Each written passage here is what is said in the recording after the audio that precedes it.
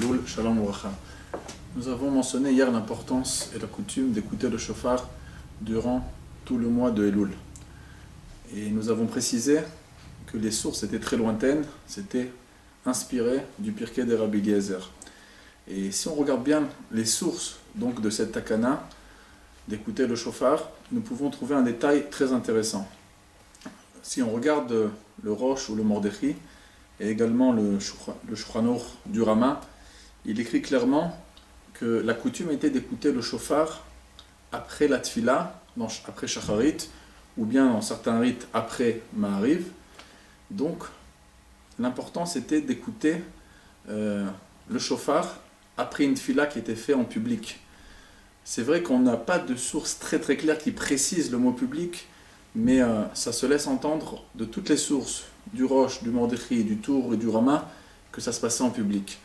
De même, il est précisé dans les décisionnaires, le Rav Moshe Weinstein et le Rabbi de Lubavitch également, dans une de ses sikhot en 1991, qui a précisé que si par exemple la communauté n'avait pas eu de shofar durant la prière de Shacharit, il serait conseillé de le reporter juste après Mincha.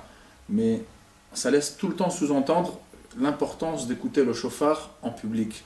Alors, hormis l'importance bien sûr de venir prier dans un minyan 3 fois par jour durant toute notre vie, comme le Shulchan Aruch le précise dans le Siman Tzadik, et encore plus précisé l'importance dans les termes du Baal HaTanya de l'Admor HaZaken dans le Seif Yud Zayin, dans ce chapitre-là de Siman Tzadik, et encore plus pendant le mois de Elul, cela en vérité renforce la raison de venir prier à la synagogue et de venir prier dans un minyan, parce que la coutume était d'entendre le shofar d'Afka dans une misgaret, dans un minyan, à la synagogue.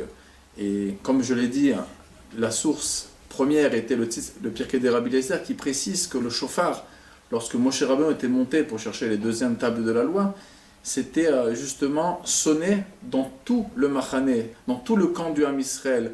Ce n'était pas un shofar d'un particulier, c'était un shofar qui était public, et même le verset à portée du tour qu'on a apporté hier, Aïtaka shofar ba'ir, si on sonne le shofar dans une ville, est-ce que le peuple ne va pas avoir peur? C'est-à-dire qu'on parle d'un grand public. Donc il est très important à chacun de nous d'écouter le shofar en Elul et de l'écouter lechatchila à la synagogue.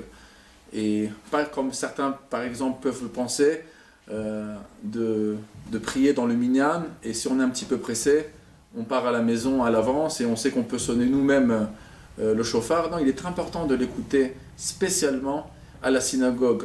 Je ne veux pas empêcher bien sûr la coutume que beaucoup ont fait, que s'ils ont loupé le shofar, ils vont sonner eux-mêmes le shofar à la maison, mais il est important de savoir que la takana de base, elle était de l'écouter en minyan après Shacharit, ou bien s'il n'y avait pas eu après Shacharit dans le minyan, après Mincha comme nous l'avons mentionné avant.